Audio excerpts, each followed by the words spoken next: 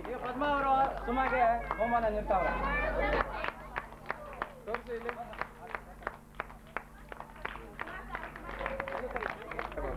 ಮೂರನೇ ಸ್ಥಾನ ಪಡೆದಿರುವ ಸರೋಜಮ್ಮ ಅವರು ಬರಬೇಕು. ಕಾರ್ಯಕರ್ತರು ಹೌದು.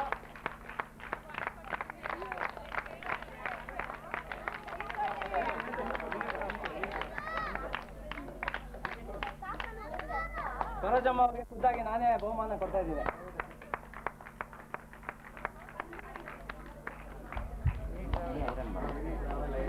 Mini travel iron box, mini iron box ಇದು ಟ್ರಾವೆಲರ್. ಹಂಗೆ ಇಲ್ಲಿ ಬಿಡು, ಹಂಗೆ ತೋರಿಸೋದು.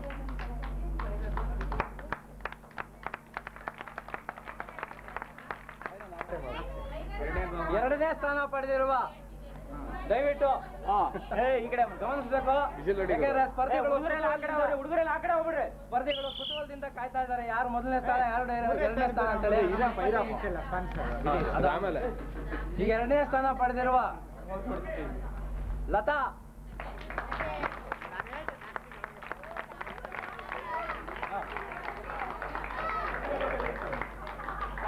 ಹೇಳಮ್ಮ.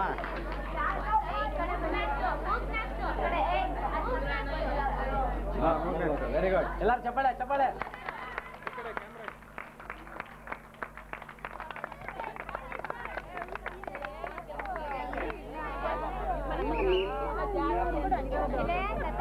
ಈಗ ಕೊನೆ ಹಾಗೂ ಅಂತಿಮ ಬಹುಮಾನ ಮೊದಲನೇ ಸ್ಥಾನ ಗಳಿಸಿರುವ ಎಲ್ರು ಗೊತ್ತಿದ್ದಂಗೆ ದಾಕ್ಷಾಯಿಣಿ ಅವರಿಗೆ ಬಹುಮಾನ. ಇನ್ನೊಂದು ಸ್ವಲ್ಪ ಜೋರಾಗ್ತದೆ.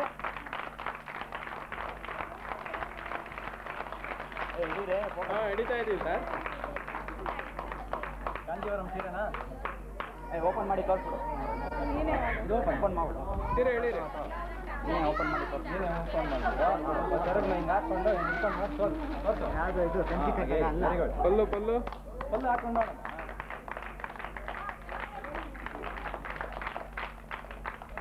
ಯಾವ ಕಂಚಿದು 6,000 ಸೀರೆ ಅಂದ್ಬಿಟ್ಟು ಯಾವುದೋ 65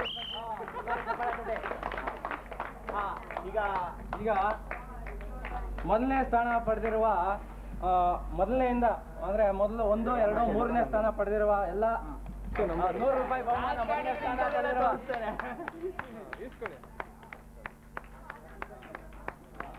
ಓಕೆ.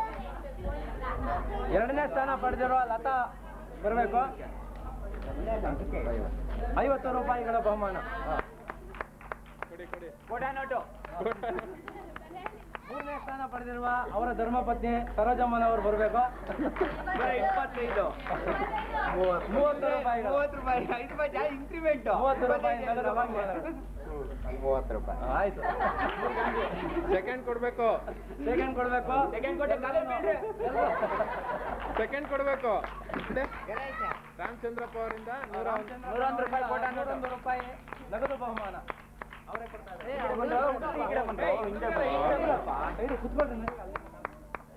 ಸೆಕೆಂಡ್ ಎರಡನೇ ಬಹುಮಾನ ಪಡೆದಿರುವ ಲತಾ.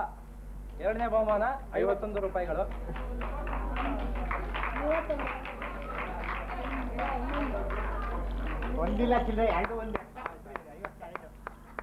ಮೂರನೇ ಸ್ಥಾನ ಪಡೆದಿರುವ ಸರೋಜಮ್ಮನವರಿಗೆ ಬರಬೇಕು ದಯವಿಟ್ಟು.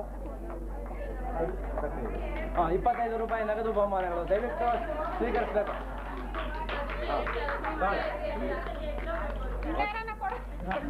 ಎಲ್ಲ ಸ್ಪರ್ಧಿಗಳಿಗೂ ಒಂದೊಂದು ಬಹುಮಾನ ಇದೆ. ಮೊದಲನೇ ಸ್ಥಾನ ಪಡೆದಿರುವ 15 ಜನ ಭಾಗವಹಿಸಿದ್ದಾರೆ. ಮೊದಲನೇ ಸ್ಥಾನ ಪಡೆದಿರುವ ಭಾಗ್ಯಮ್ಮ ಬರಬೇಕು ದಯವಿಟ್ಟು. ಅವರಿಗೆ ವಾಚ್ ಪದ್ಮಾ ಅವರು ನೀಡ್ತಾ ಇದ್ದಾರೆ. ತೋರಿಸ್ರಿ ತೋರಿಸಿ. ಒಂದು ನಿಮಿಷ ದಯವಿಟ್ಟು ಇಲ್ಲೇ ಇದೆ. ಹಾಗೆ ಸಿದ್ದರಾಜ್ ಅವರು ವೈಯಕ್ತಿಕವಾಗಿ ಅವರು 100 ರೂಪಾಯಿ ನಗದು ಬಹುಮಾನವನ್ನು ಕೊಡ್ತಾ ಇದ್ದಾರೆ. ಕೊಡಿ, ಅವರೇ ಖುದ್ದಾಗ್ತಿದ್ದಾರೆ. ಹಾಗೆ ರಾಮಚಂದ್ರಪ್ಪ ಅವರು 101 ರೂಪಾಯಿ ಬಹುಮಾನ ಕೊಡ್ತಾ ಇದ್ದಾರೆ. ಮೊದಲನೇ ಸ್ಥಾನ ಪಡೆದಿರೋ ಭಾಗ್ಯಮ್ಮ ಅವರು. ಮೊದಲನೇ ಬಹುಮಾನ ಪಡೆದವರಿಗೆ 101 ರೂಪಾಯಿ ಕೊಡ್ತಾ ಇದ್ದೀವಿ. ಹೌದ್ರಾ? ಹೌದು. ವೀರಪ್ಪ ಅಂಡ್ ಸನ್ಸ್ ನಮ್ಮ ತಂದೆಯವರ ಪರವಾಗಿ. ಈಗ ಇಟ್ಕೊಂಬಿಡಿ, ಬನ್ನಿ ಬನ್ನಿ. ಇಲ್ಲ, ಕೊಟ್ಬಿಡಿ. ಈಗ ಈಗ ಓಪನ್ ಮಾಡು, ಮುಡ್ಡೆ ಓಪನ್ ಮಾಡ್ಬಿಡು. ಚಿಕ್ಕ ರಂಗೋಲೆ ಸ್ಪರ್ಧೆಯಲ್ಲಿ ಮೊದಲನೇ ಸ್ಥಾನ ಪಡೆದಿರುವ ಭಾಗ್ಯಮ್ಮ ಅವರಿಗೆ ಕಾರ್ಯಕರ್ತರಾದ ಭೈರಪ್ಪ ಅಂಡ್ ಸನ್ಸ್ ನಾಗರಾಜ್ ಅವರು 100 ರೂಪಾಯಿ ನಗದು ಬಹುಮಾನವನ್ನು ಕೊಡ್ತಾ ಇದ್ದಾರೆ. ದಯವಿಟ್ಟು ಸ್ವೀಕರಿಸಿ. ಎಲ್ರೂ ಚಪ್ಪಾಳೆ ತಟ್ಟಬೇಕಪ್ಪ. ಮೊದಲನೇ ಬಹುಮಾನ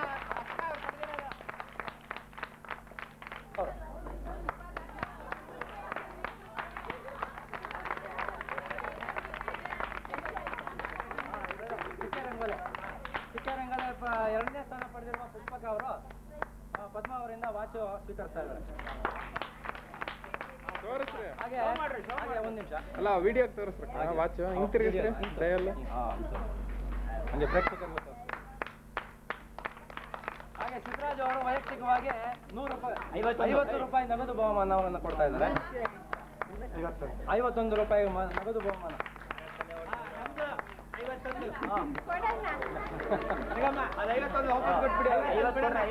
50 ಕೊಡ್ರಿ. 2 ರೂಪಾಯಿ ಕೊಡ್ತೀನಿ. ಕಾರ್ಯಕರ್ತರಾದ ಭೈರಪ್ಪ ಅಂಡ್ ಸನ್ಸ್ ರವರು 2ನೇ ಸ್ಥಾನ ಪಡೆದಿರುವ ಪುಷ್ಪಮ್ಮ ಅವರಿಗೆ 51 ರೂಪಾಯಿಗಳನ್ನು ಕೊಡ್ತಾ ಇದ್ದಾರೆ. ಮಂಜುಳಾ ದಯವಿಟ್ಟು ಬರಬೇಕು. ಶಿವ ಅವರು ಕಾಣಿಕೆಯನ್ನ ಕೊಡ್ತಾ ಇದ್ದಾರೆ, ಅಂದ್ರೆ ಪ್ರೆಸೆಂಟೇಷನ್. ಓಪನ್ ಮಾಡಿ.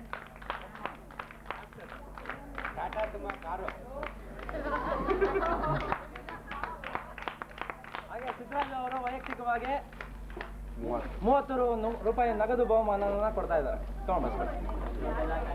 ಹಾಗೆ ರಾಮಚಂದ್ರಪ್ಪ ಅವರು ವೈಯಕ್ತಿಕವಾಗಿ 25 ರೂಪಾಯಿಗಳಿಂದ ನಗದು ಬಹುಮಾನ ಕೊಡ್ತಾ ಇದ್ದಾರೆ. 3ನೇ ಬಹುಮಾನಕ್ಕೆ ನಾವು ಪ್ರಶಸ್ತಿ ಕೊಡಬೇಕಾಗ್ತದೆ. ಹಾಗೆ ಕಾರ್ಯಕರ್ತರಾದ ಭೈರಪ್ಪ ಅಂಡ್ ಸನ್ಸ್ ರವರಿಂದ 50 ರೂಪಾಯಿ ನಗದು ಬಹುಮಾನ. ಬರಬೇಕು.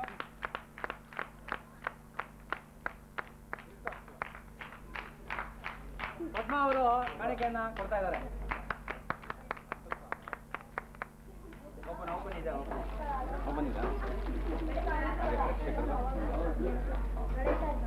ಸೀರೆ ತಗೊಂಡವ್ರು ಕವರು.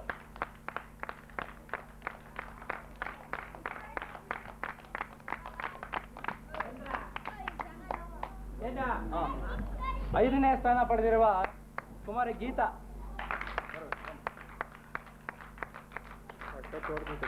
ಪದ್ಮ ಅವರು ವಾಚ್ ಕೊಡ್ತಾ ಇದ್ದಾರೆ.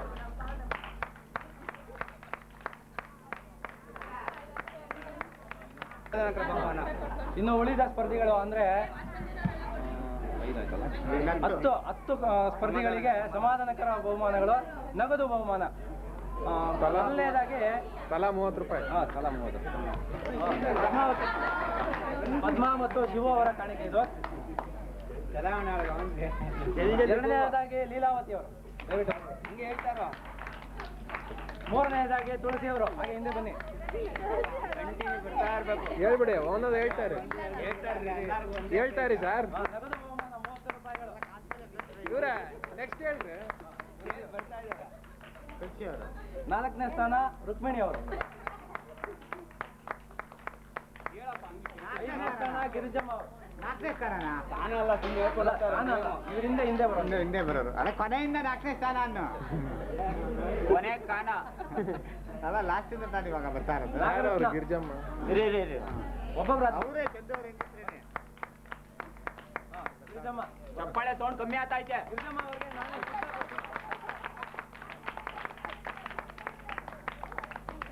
ನಾಗರತ್ನ ಚಪ್ಪಾಳೆ ಹೊಡೀರಿ. ಏನು ಸೌಂಡೇ ಇಲ್ಲ.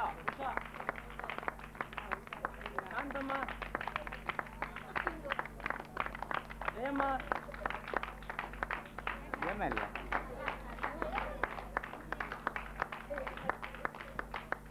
ಹಾಗೂ ಕೊನೆಯದಾಗಿ ಯಶೋದಮ್ಮನವರು.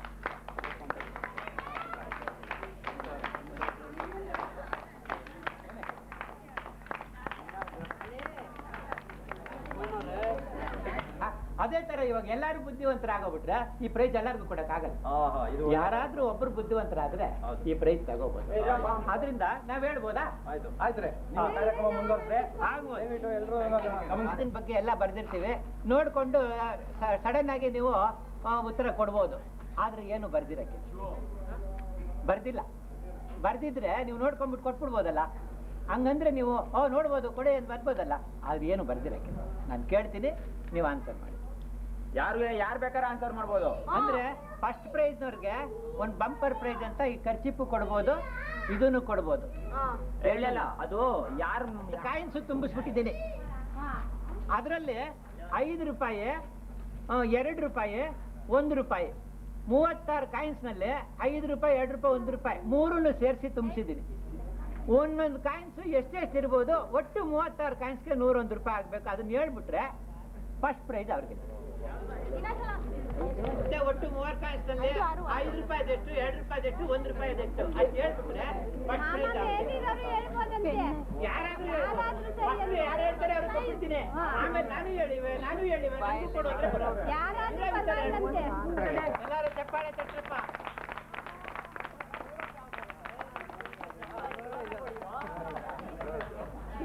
ಓಕೆ ಶಿವ ಎರಡನೇ ಸ್ಥಾನ ಪಡೆದಿರುವ ಶಿವ.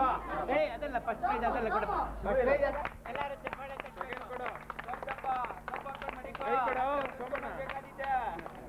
ಥರ್ಡ್ ಪ್ರೈಸ್ ಯಾರಮ್ಮ ನಿನ್ನ ಹೆಸರೇನು? ಗೀತಾ ಥರ್ಡ್ ಪ್ರೈಸ್ ತಗೊಂಡಿದೆ. ಎಲ್ರೂ ದಯವಿಟ್ಟು ಜೋರಾಗಿ ಚಪ್ಪಾಳೆ ತಟ್ಟಬೇಕು.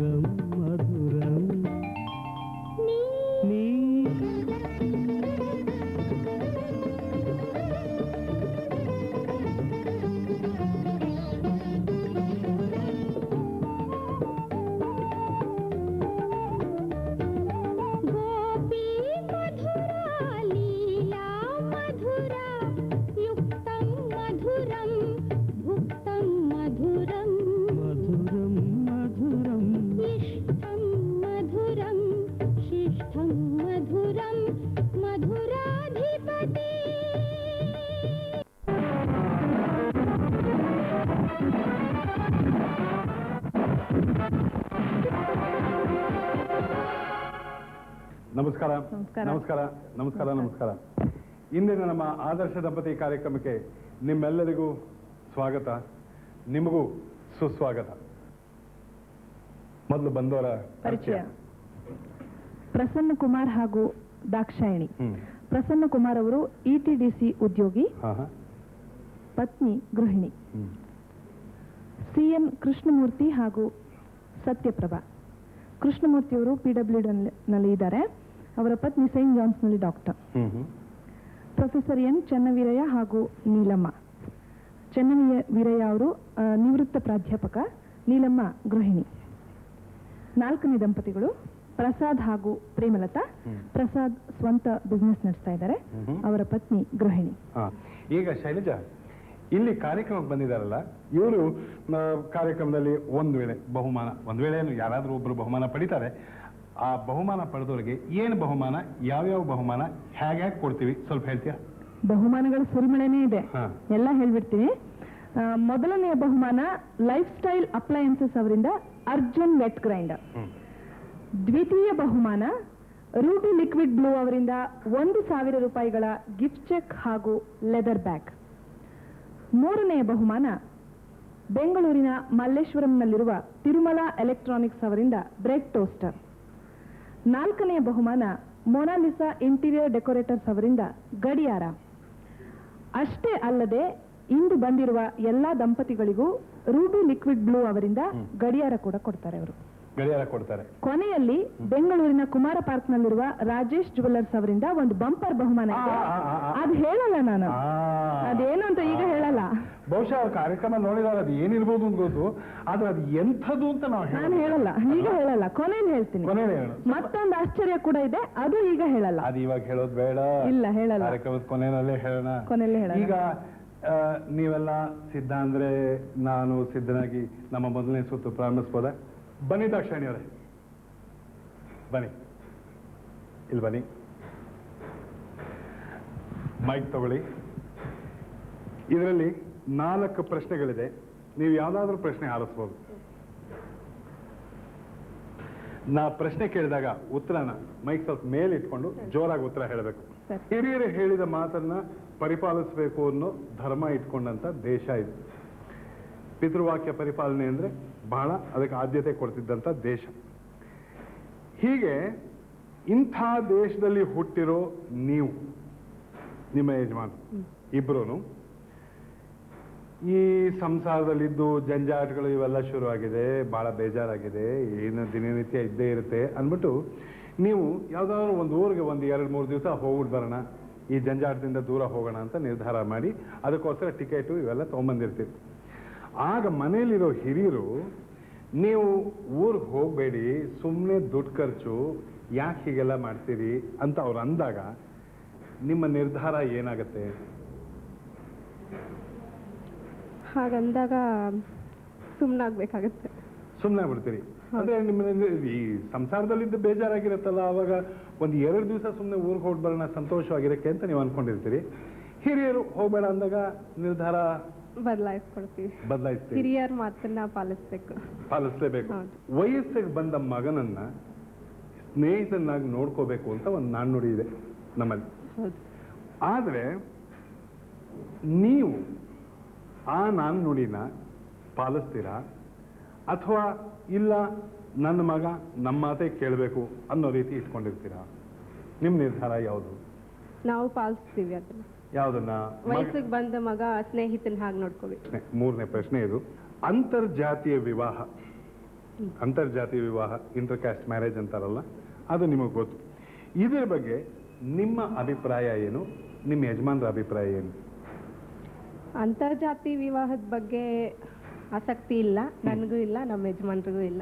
ಇಲ್ಲ ಆ ತರ ಮದುವೆ ಆಗ್ಬಾರ್ದು.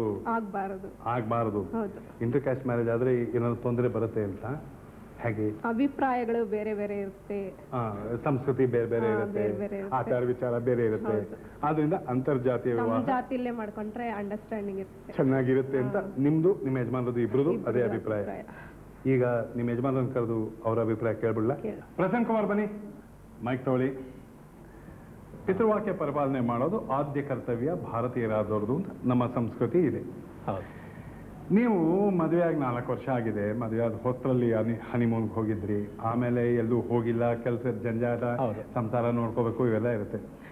ಇದಕ್ಕಿದ್ದಾಗೆ ನಿಮಗೊಂದು ದಿವಸ ಅನ್ಸುತ್ತೆ, ಏನಿದು ಪ್ರತಿ ದಿವಸ ಬೆಳಗ್ಗೆ ಇರೋದು, ಕೆಲ್ಸಕ್ಕೆ ಹೋಗೋದು, ಇದು ಬರೋದು, ದಾಕ್ಷಾಯಣಿ ಬೇರೆ ಮನೇಲಿರೋದು, ಬೇಜಾರಾಗ್ತಾ ಇದೆ, ಇದೆಲ್ಲ ಹೇಗೆ ಅಂದ್ಬಿಟ್ಟು ನೀವು ಒಂದು ದಿವಸ ತೀರ್ಮಾನ ಮಾಡ್ತೀರಿ, ನಾನು ದಾಕ್ಷಾಯಣಿ ಇಬ್ಬರು ಒಂದು 2-3 ದಿವಸ ಯಾವ್ದಾದ್ರು ಊರಿಗೆ ಹೋಗಿ ಬರೋಣ. ಆವಾಗ ಮನೇಲಿದ್ದ ಹಿರಿಯರು, ಯಾಕಪ್ಪ ಊರಿಗೆ ಹೋಗ್ತೀರಿ, ಸುಮ್ಮನೆ ವೃಥಾ ಖರ್ಚು, ಇಲ್ಲಿ ಇರಬಾರ್ದ ಅಂತಾರೆ. ಆವಾಗ ನಿಮ್ಮ ನಿರ್ಧಾರ ಏನು? ನನ್ನ ನಿರ್ಧಾರ ಏನಂದ್ರೆ ಹೋಗೋದೇ ಅಪರೂಪ ತಾನೆ, ಅದರಿಂದ ಹೋಗಿ ಬರ್ತೀವಿ ಅಂತ ನಾನು ಹೇಳ್ತೀನಿ. ಹೋಗಿ ಬರ್ತೀವಿ ಅಂತ ಹೇಳ್ತೀರಿ. ದಾಕ್ಷಾಯಣಿ ಹೋಗಿ ಬರ್ತೀನಿ ಅಂತ ಪ್ರಸನ್ನ ಕುಮಾರ್ ಹೇಳ್ತಾರೆ, ನೀವೇನು ಹೇಳ್ತೀರಿ? ನಿರ್ಧಾರ ಬದಲಾಯಿಸ್ತೀನಿ ಇಂದ್ರು ಪಾಪ ಅವರು. ಹಿರಿಯರ ಮಾತಿಗೆ ಅವ್ರಿಗೆ ಬೇರೆ ಕೊಡಬೇಕು ಅನ್ನೋದು, ಅವ್ರಿಗೆ ಆಸೆ ಇದೆ, ಇಲ್ಲ ಅಂತಲ್ಲ.